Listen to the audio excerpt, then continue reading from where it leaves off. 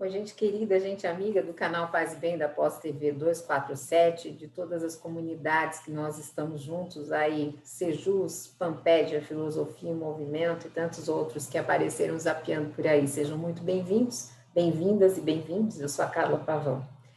No dia de hoje eu queria começar um novo estudo com vocês. Eu vou pulando os livros, indo, voltando, trazendo conteúdo com a medida em que eu vou lendo os capítulos desses livros. E é uma questão que é importante no multiverso espírita, porque nós não desconsideramos de forma alguma a humanidade de Jesus. Então, eu peguei este livro, que é um livro católico, né? E o José Castilho, eu vou ler aqui o que ele é.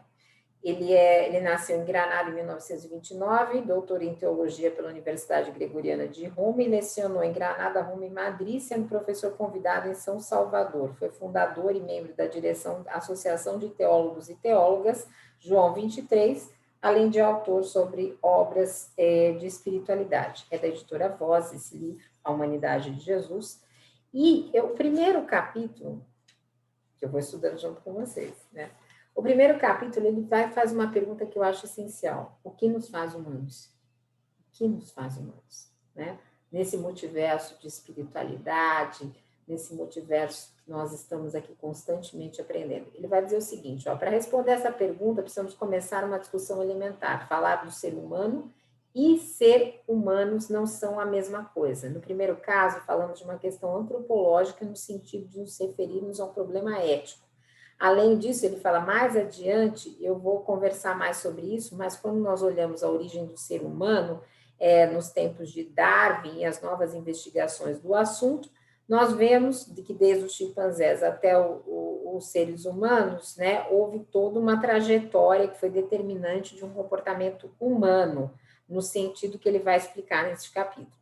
Então, ele vai dizer, não se trata de uma solução definitiva a problemas nesse momento, que ainda vão ser debatidos durante muito tempo, né, nos âmbitos do saber, e que ele não é especialista nisso, mas ele quer se pronunciar, porque isso é inquestionável dentro da questão da espiritualidade.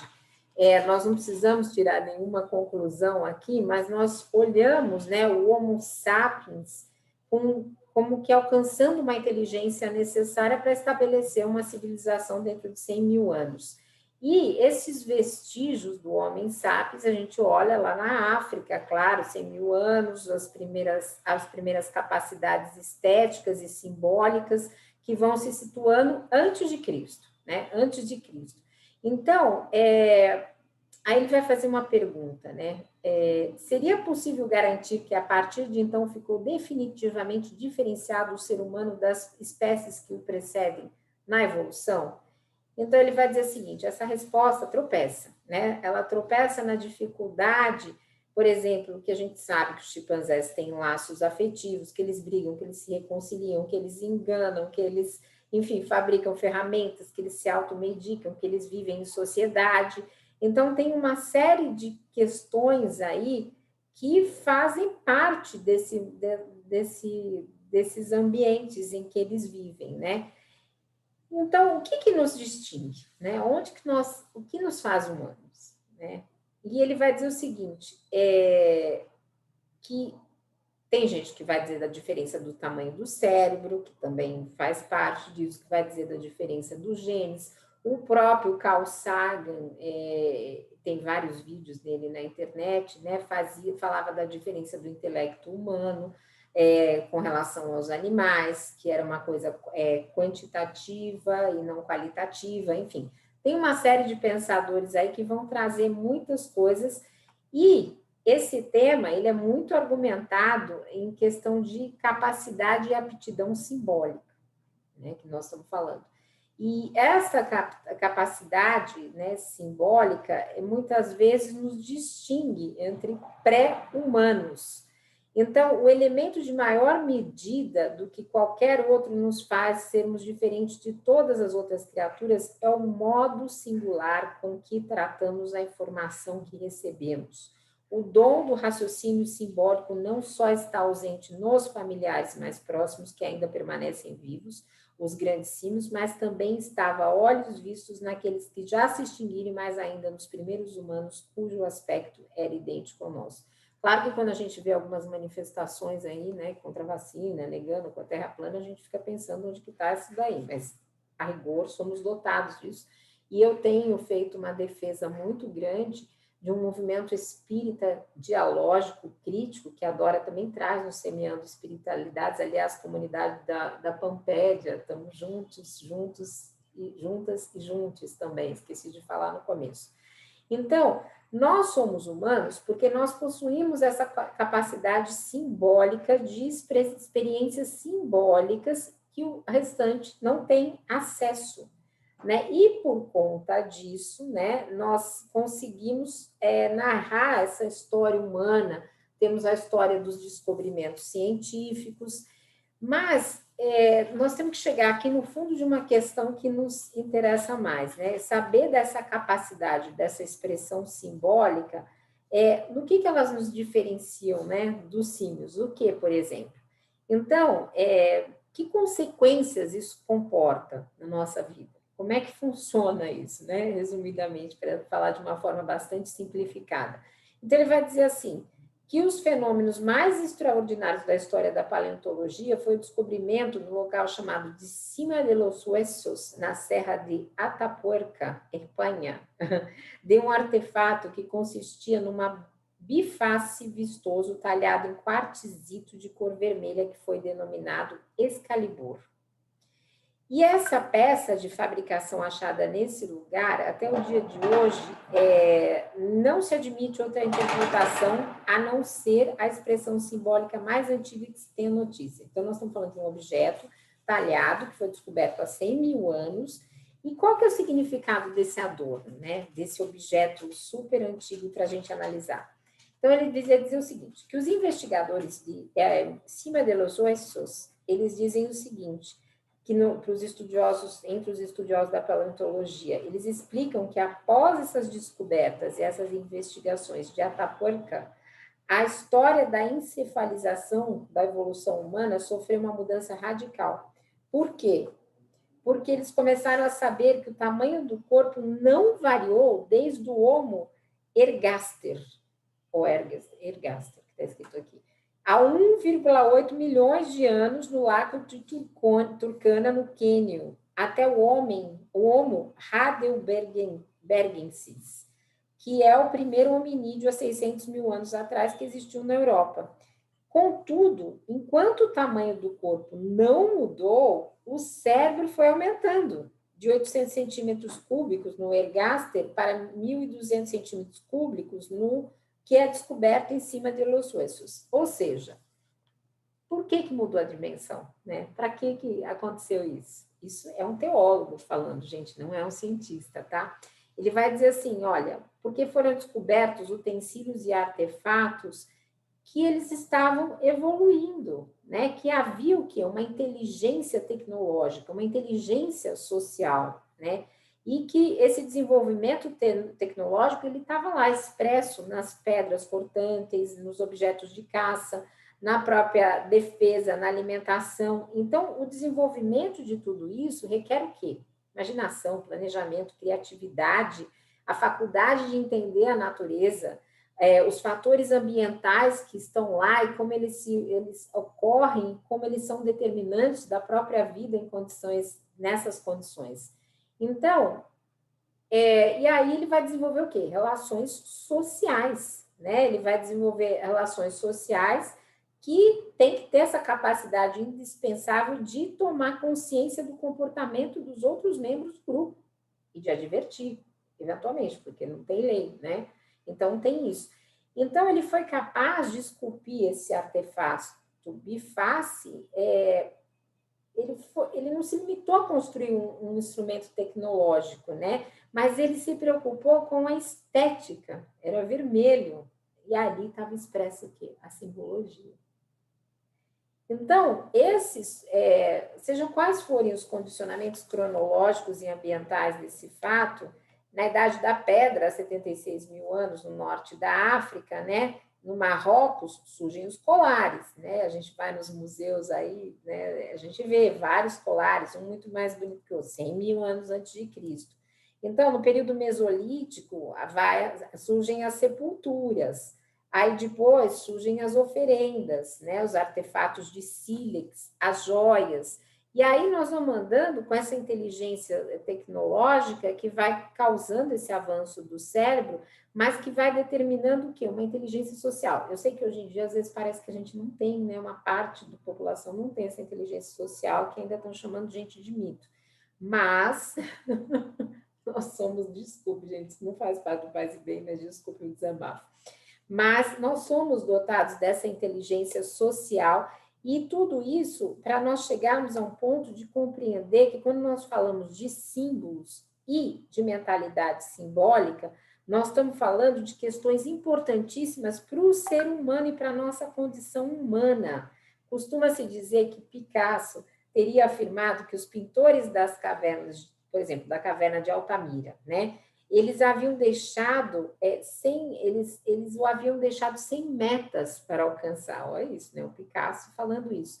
Por quê? Porque tinha uma mentalidade simbólica lá naqueles vasos que era muito comunicante, né? Você olha aquelas pinturas rupestres, né? Você consegue entender o que eles estão comunicando para a gente. E para um pintor, mesmo no nível do Picasso, é difícil você chegar naquela simbologia, né? A linguagem, a comunicação linguística, a comunicação simbólica, tudo isso é muito importante, porque o que nós fazemos aqui no Paz e Bem, por exemplo, nós comunicamos conhecimentos através de experiências, de símbolos, de texto, de teologia, de espiritualidade, às vezes de ciência, como a Fernanda faz, trazendo para a gente mulheres e mitos, vários estudos. Então, tudo isso para quê, né? Para quê? Para a gente transmitir o nosso carinho, como uma mãe faz com o bebê, para transmitir, muitas vezes, às vezes a gente transmite o nosso medo, e a gente se livra deste medo falando com a comunidade aqui, Paz e Bem. Do mesmo jeito que quando nós não estávamos nessa situação pandêmica, o beijo, o abraço, a carícia, o afeto, todos esses símbolos, eles tinham uma ideia, né, de conhecimento, de reconhecimento, tinha essa inteligência social que nos ligava enquanto vidas humanas. E essas vidas humanas, né, que muitas vezes nós percebemos que Jean-Paul Sartre, segundo o ator, ele dizia assim, que o olhar precede o olho. O olhar precede o olho. E ele acrescenta, e aí ele vai dizer que Pedro Lain, em Traugott, ele vai dizer, ver e olhar não são a mesma coisa, já que receber informação e comunicar experiências, emoções, sentimentos não é a mesma coisa, porque tem a complexidade do ser humano. Então, aqui nós estamos falando de dois pensadores, né? Um francês, o outro creio que seja, talvez seja espanhol mesmo, mas eu vou trazer um brasileiro, Garça. Garça tem um livro sobre o olhar, onde ele fala dessa capacidade de formação de imagens dentro do nosso cérebro, como médico que ele era e psiquiatra, e como nós somos capazes, né, e como as nossas disposições corporais, elas se atêm a essas emoções. Se você não perdeu, assiste lá Corpo e Espírito na playlist, que a Fernanda fala muita coisa sobre o Gaiarsa, nesse ano que ela lançou o livro 100 anos do legado de Gaiarsa. Voltando aqui para o nosso texto, deixa eu ver se vai dar tempo de eu falar tudo ou se eu vou ter que reduzir um pouco. Ele vai dizer assim, que durante 100 mil anos os Homo sapiens foram bons caçadores e coletores que viveram em pequenos bandos, com um mundo que certamente era limitado, segundo o seu mundo mítico, mas seu mundo mítico era muito rico e essa riqueza foi passando entre gerações, de gerações a gerações. Então, que aos poucos foram precisando de menor mobilidade. Mas tudo isso, porque ele vai dizer sobre o quê? Sobre uma coisa que também é muito importante, muito cara nesse multiverso espírita, eu já fiz vários Paz e Bem sobre a questão cultural, né? E a gente traz aqui Clarice Lispector, a gente traz aqui uma série de poetas, poetisas, a Dora tem feito boas palavras por um bom dia, trazendo todas essas coisas. Por quê?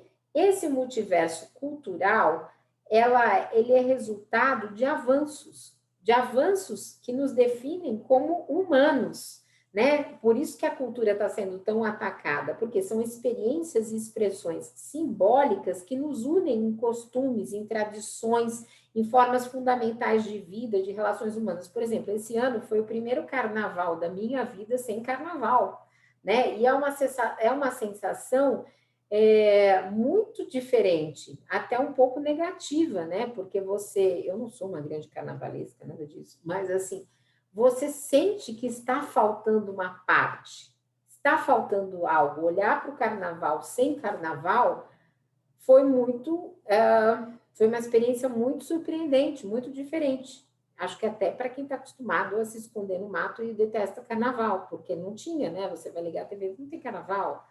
Então, assim, não tem aquele clima todo que ficava no ar. Então, ele vai dizer assim, que por volta de 3.300 anos antes de Cristo, na Mesopotâmia nasceu a escrita, nasceu a escrita cuneiforme, e aí nasceu a agricultura, a metalurgia e tudo mais. E esses fatos permitiram que a gente tivesse uma civilização, e essas técnicas, né, da antiguidade foram, de certa forma, trazendo o aprofundamento das desigualdades econômicas, da hierarquia social vertical e do poder despótico. Então, o que ele vai dizer? Que a civilização demonstra que a evolução tecnológica e a evolução social, elas se dissociam. A gente vê isso no Brasil, a gente vê claramente, né, essa dissociação. E que pode ter uma degradação, uma decomposição dos processos sociais, como a gente vivencia aqui direto. Mas, voltando à pergunta do capítulo, o que nos faz humano?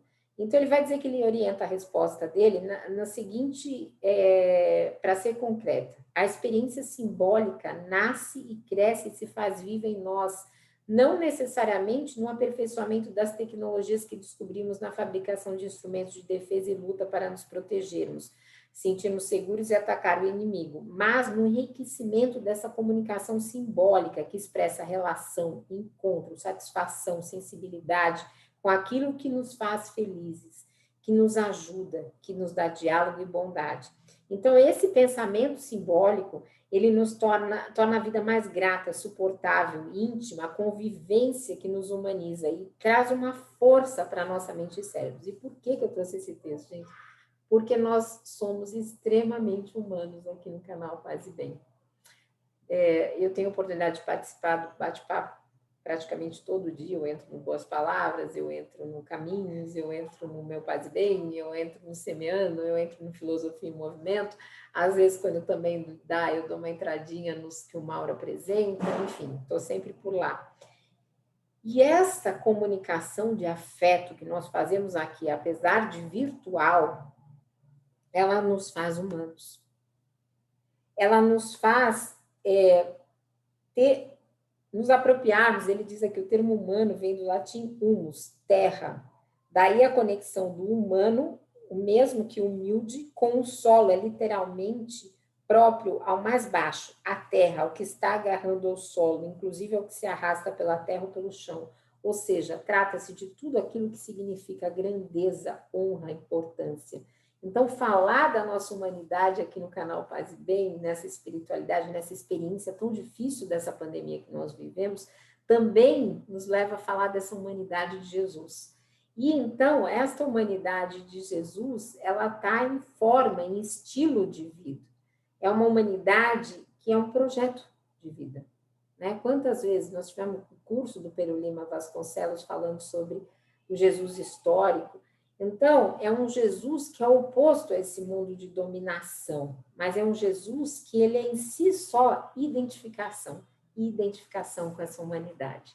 Então, esse é o primeiro texto. Eu vou estudar os outros e vou trazer aos poucos. Deixem aí nos seus comentários o que vocês acharam. Eu sempre passo, dou uma curtida, mesmo que não dê para responder todos, eu dou uma curtida, eu mostro que eu estou presente, porque é muito importante essa humanidade nossa nesse momento que nós estamos vivendo, e principalmente essa reflexão sobre a nossa humanidade se refletindo na humanidade de Jesus. Não se esqueçam, tem Caminhos do Espiritismo e tem muito mais programação hoje. Um beijo grande, gente. Paz e Bem, está começando a nova turma da Universidade Livre Pampédia, Equador, encontro e coordenando de pós em Pedagogia Espírita. Se você tem condições, se você quer fazer essa pós de diálogo interreligioso, transformou a minha vida, foi um momento único, se inscreva, tá bom? Um beijo grande, gente. Paz e bem.